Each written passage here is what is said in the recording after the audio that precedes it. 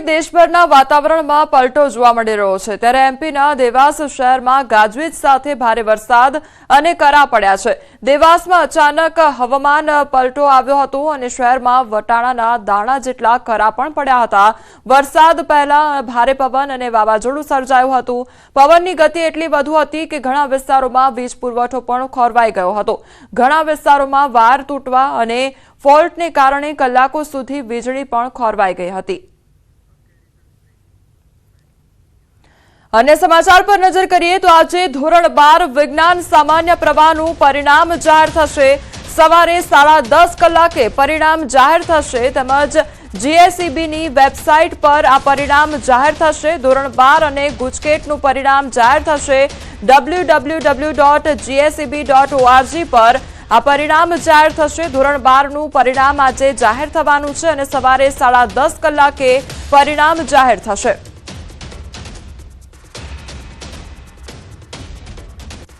तो परीक्षा में निष्फળતા મળે અથવા તો ઓછા માર્ક્સ આવે તો ચિંતા કરવાની જરૂર નથી। ધોરણ 12 બોર્ડના પરિણામ પહેલા સુરત પોલીસે હેલ્પલાઇન નંબર જાહેર કર્યો છે।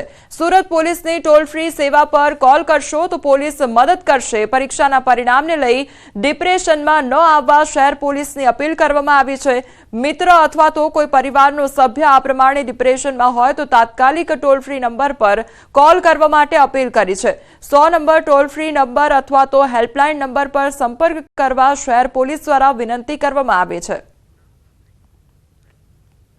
ભાજપના રાષ્ટ્રીય અધ્યક્ષ જેપી નડ્ડા આજે ગુજરાતમાં છે। કેવડિયા કોલોની ખાતે રાજસ્થાન ભાજપની પ્રશિક્ષણ શિબિરમાં રાષ્ટ્રીય અધ્યક્ષ જેપી નડ્ડા હાજર રહેશે। તો પ્રશિક્ષણ શિબિરમાં રાષ્ટ્રીય મહામંત્રી બીએલ સંતોષ પણ માર્ગદર્શન આપશે। શિબિરમાં રાજસ્થાનના મુખ્યમંત્રી ભજનલાલ શર્મા અને પૂર્વ મુખ્યમંત્રી વસુંધરા રાજે પણ હાજર રહેશે। તો રાજસ્થાન ભાજપના નેતાઓ અને સંગઠનના હોદ્દેદારો હાજરી આપશે। રાષ્ટ્રીય અધ્યક્ષ અને મહામંત્રી શિબિરમાં માર્ગદર્શન આપશે। સ્ટેચ્યુ ઓફ યુનિટી ખાતે સરદાર વલ્લભ પટેલની પ્રતિમાને સાંજે પુષ્પાંજલિ પણ અર્પણ કરવામાં આવશે।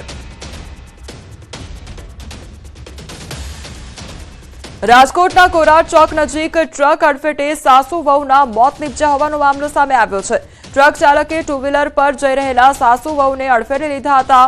અકસ્માત સર્જીને ટ્રક ચાલક ત્યાંથી ફરાર થઈ ગયો હતો। જો કે બાદમાં પોલીસે ડ્રાઈવરની અટકાયત કરી અને ટુ વ્હીલર ઉપર જતા ગોંડલના જ્યોતિબેન બાવનિયા તેમજ પુત્રવધુ જાનવીબેન બાવનિયાનું મોત નીપજ્યું છે। તો રાજકોટમાં જનોઈ પ્રસંગેથી પરત જતા અકસ્માત સર્જાયો। અકસ્માતની ઘટનામાં બંનેના પતિને પણ ઈજા પહોંચી છે।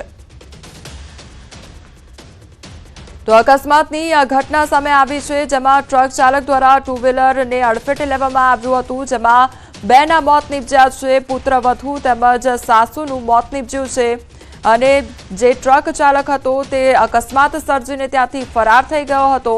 આ અંગે વધુ તપાસ પણ હાથ ધરવામાં આવી છે। અકસ્માતમાં પિતા પુત્રને પણ ઈજા પહોંચી છે તો બીજી તરફ પુત્રવધુ તેમજ સાસુના મોત નીપજ્યા છે। તો ટ્રક ચાલકે ટુ વ્હીલરને ટક્કર મારી હોવાની આ ઘટના સામે આવી છે જેમાં બેના મોત નીપજ્યા છે। સંવાદદાતા અંકિત અમારી સાથે જોડાઈ ગયા છે। અંકિત, અકસ્માતની ઘટના કે જ્યાં ટ્રક ચાલક દ્વારા ટુ વ્હીલરને અડફેટે લેવામાં આવ્યું, શું આખી ઘટના સર્જાઈ હતી? ખાસ કરીને વાત કરવામાં આવે તો જે બનાવ બન્યો છે તે રાજકોટ જે ગોંડલ હાઈવે ઉપર જે ખાસ કરીને વાત કરવામાં આવે તો રાજકોટ ગોંડલ હાઈવે પર વધુ એક ગમખ્વાર અકસ્માતની ઘટના સર્જાઈ હોવાનું છે તે સામે આવ્યું છે। ગમખ્વાર અકસ્માતમાં ગોંડલ ખાતે રહેતી બાવનિયા પરિવારની 2 મહિલાઓના મૃત્યુ નિપજ્યા હોવાનું છે તે સામે આવ્યું છે। સૂત્રોમાંથી મળતી વિગત અનુસાર રાત્રિના 1 વાગ્યા આસપાસ મનોજભાઈ બાવનિયા તેમજ તેમનો પુત્ર વ્યોમ બાવનિયા પોતપોતાની પત્ની સાથે ટુ વ્હીલર ઉપર રાજકોટ ખાતેથી ગોંડલ પરત જઈ રહ્યા હતા। તે દરમિયાન ટ્રક ચાલક દ્વારા પિતા પુત્રને તેમની પત્નીઓ સાથે અડફેટે લેવામાં આવ્યા હતા અને જે અંતર્ગત 49 વર્ષીય જ્યોતિબેન બાવનિયા તેમજ 23 વર્ષીય પુત્રવધુ જાનવી બાવનિયાનું મૃત્યુ થયું હોવાનું છે તે સામે આવ્યું છે। સાથોસાથ અકસ્માતની ઘટનામાં મનોજભાઈ તેમજ તેમના પુત્ર વ્યોમને પણ ઈજા પહોંચતા સારવાર અર્થે તેમને રાજકોટ શહેરની સિવિલ હોસ્પિટલ ખાતે ખસેડવામાં આવ્યા છે। જે અંકિત, આપ જોડાયેલા રહેજો અને અપડેટ લેતા રહેશો। ગોંડલના રીબડામાં અમિત ખૂંટ નામના યુવકે આત્મહત્યા કરી હોવાનો મામલો સામે આવ્યો છે. સગીરાએ 2 દિવસ અગાઉ અમિત ખૂંટ નામના યુવક પર બળાત્કાર ગુજારાનો આક્ષેપ કર્યો હતો તો યાજ્ઞિક રોડ પર કેફી પીણું પીવડાવીને દુષ્કર્મ ગુજારાનો આરોપ લગાવવામાં આવ્યો હતો. અમિતે પોતાની વાડીમાં ફાંસો ખાઈ આત્મહત્યા કર્યો તેમજ આત્મહત્યા મામલે રાજકોટ ગ્રામ્ય પોલીસ દ્વારા તપાસ શરૂ કરવામાં આવી છે. સંવાદદાતા અંકિત જોડાયેલા છે. અંકિત, યુવક દ્વારા આત્મહત્યાની ઘટનાને અંજામ આપવામાં આવ્યો, આખરે શું કારણ રહ્યું અને કોના દ્વારા દબાણ કરવામાં આવી રહ્યું હતું? ચોક્કસ જે ઘટના સામે આવી છે તે રાજકોટ જિલ્લાના લોધિકા તાલુકામાંથી સામે આવી છે. લોધિકામાં આજે અમિત ખૂંટની જે વાડી આવેલી છે ત્યાં તેણે ગળાફાંસો ખાઈ આપઘાત કરી લીધો હોવાનું છે તે સામે આવ્યું છે. 2 દિવસ પૂર્વે 17 વર્ષીય સગીરા છે તે રાજકોટ શહેરના જનાના હોસ્પિટલ ખાતે સારવાર અર્થે દાખલ થઈ હતી ને ત્યારે તેણે જણાવ્યું હતું કે પોતાની સાથે રીબડાનો જે વતની છે અમિત ખૂંટ તેના દ્વારા કેફી પીણું પીવડાવીને ત્યારબાદ તેને બેભાન કરવામાં આવી હતી ને બેભાન કરીને તેની સાથે દુષ્કર્મ ગુજાર્યું હોય આ પ્રકારની ફરિયાદ છે તેને રાજકોટ શહેરના એ ડિવિઝન પોલીસને આપી હતી.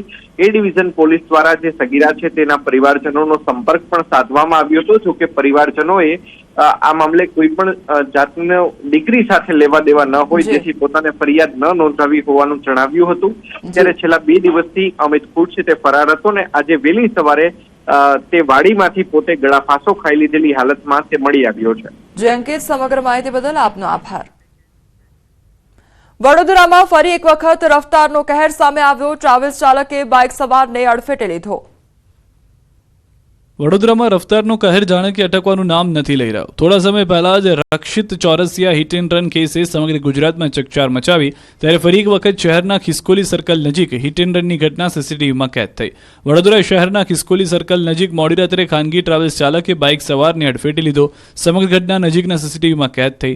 દ્રશ્યોમાં સ્પષ્ટ જોઈ શકાય છે કે ટ્રાવેલ્સ સંચાલક રોંગ સાઈડમાં યુટર્ન મારવા જતા બાઇકને અડફેટે લેતા જેમાં બાઇક સવાર દૂર સુધી ફંગોળાયો અને બાદમાં બાઇક સવાર યુવક રોડ પર પછડાય છે.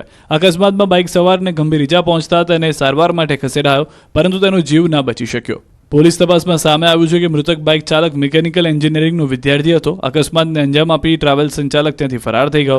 હિટ એન્ડ રનની ઘટનાને લઈને અટલાદરા પોલીસે ફરિયાદ નોંધી ટ્રાવેલ્સ ચાલકની ધરપકડ માટે કવાયત હાથ ધરી છે.